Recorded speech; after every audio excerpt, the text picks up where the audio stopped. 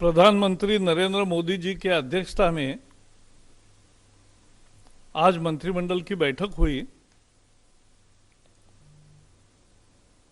और कृषि के बारे में 3 और अन्य 3 निर्णय लिए गए। कृषि के बारे में ऐतिहासिक फैसले हुए हैं।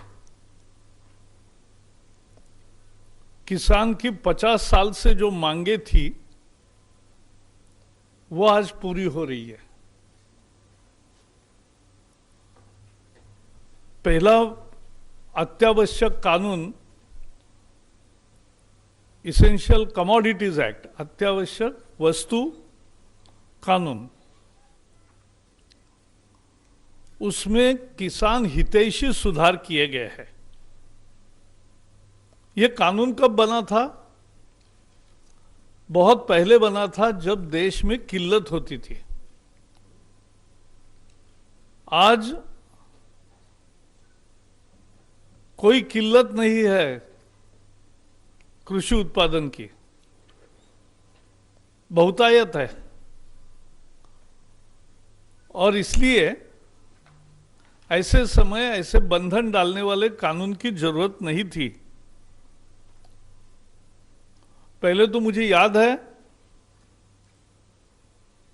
शक्कर राशन पर सस्ती मिले इसलिए किसान के शक्कर पर भी लेवी होती थी।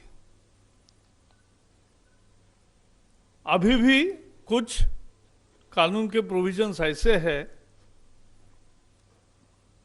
कि जब कीमतें बढ़ती है तो तुरंत बंधन आते हैं खेती किसान पर,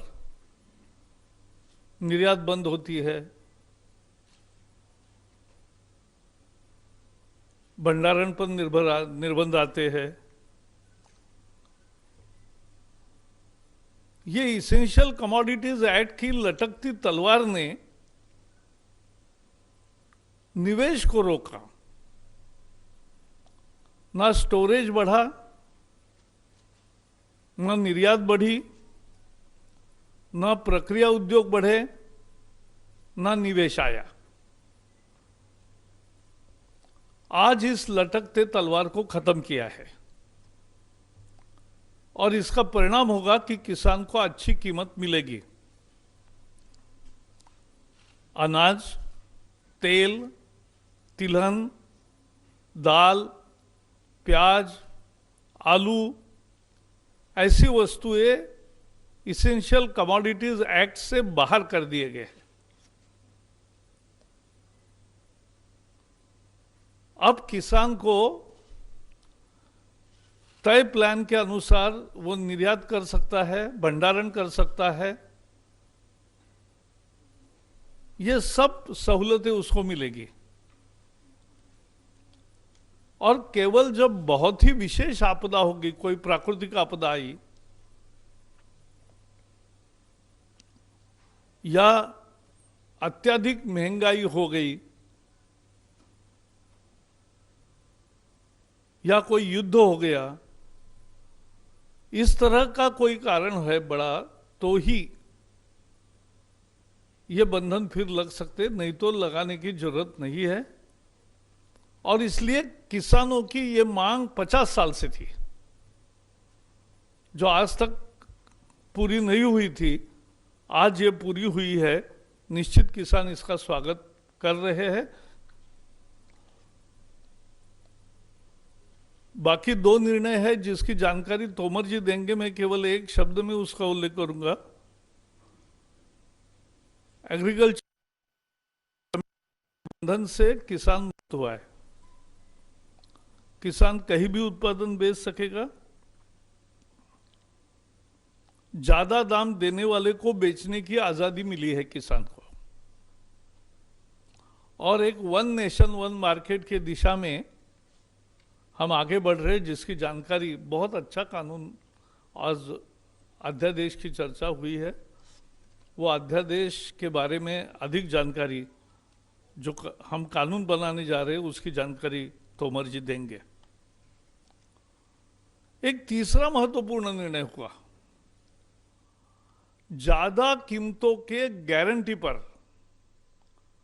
कृषि उपज समझौते से बेचने की किसान को अनुमति मिली है। यानी कोई निर्यातक है, कोई प्रोसेसर है,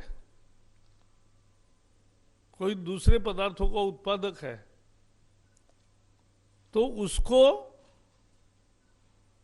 कृषि उपज दोनों के आपसी समझौता जो होगा उसके तहत बेचने की सुविधा आज मिली है, जिससे सप्लाई चेन खड़ी होगी।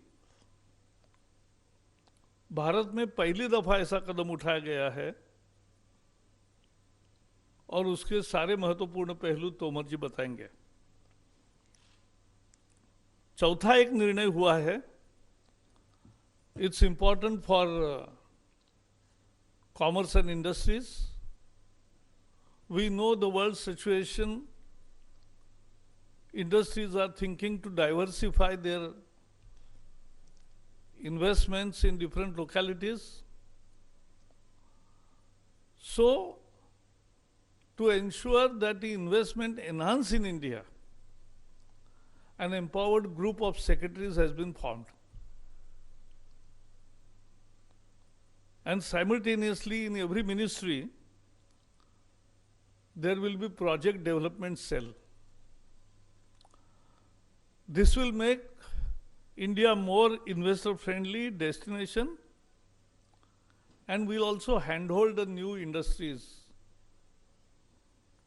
It will give fillip to domestic industries.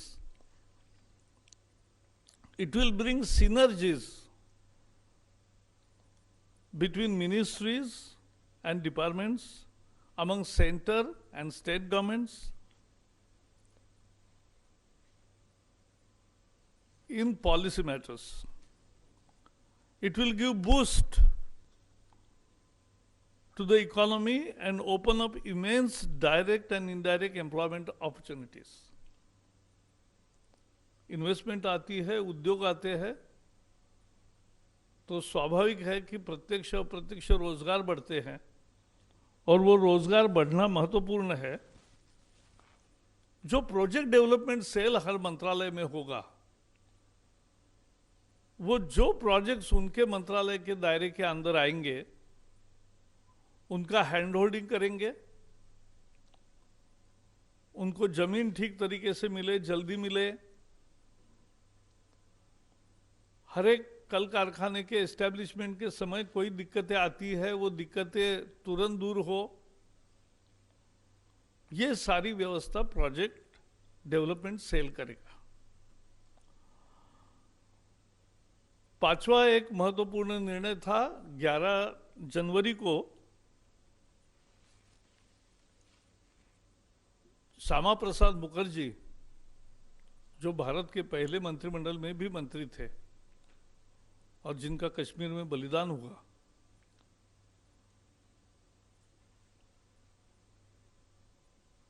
Kolkata port को श्यामा प्रसाद मुखर्जी का नाम देने का फैसला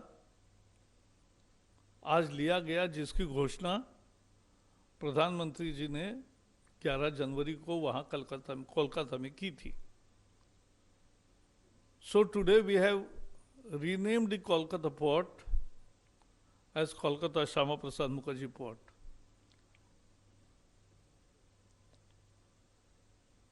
एक छठे निर्णय के अनुसार फार्माकोपिया कमीशन की स्थापना का निर्णय हुआ है। Pharmacopoeia commission for homeopathy and Indian medicine है। आयुष मंत्रालय के 2 लैब्स है गाजियाबाद में। ये 2 लैब्स का भी इसके साथ मर्जर हो रहा है और इससे this will ensure optimum utilization of infrastructure, financial resources, human resources, and it will ensure standardization of Indian and other drugs.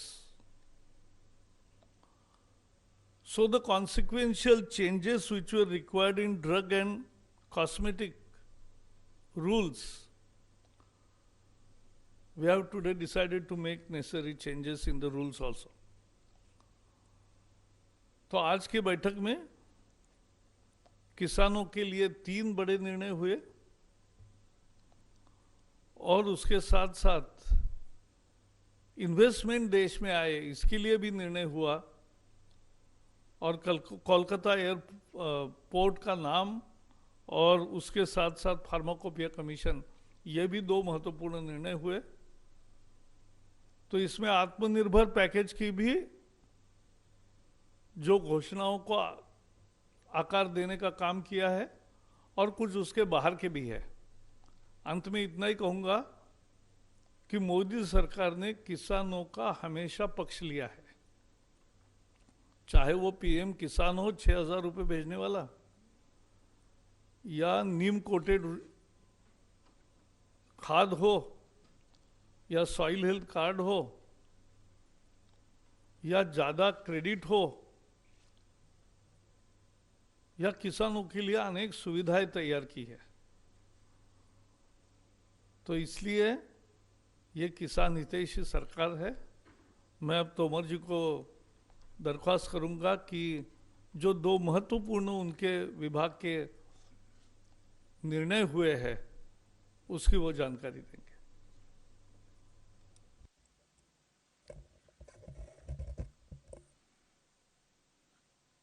धन्यवाद माननीय प्रकाश जावड़ेकर।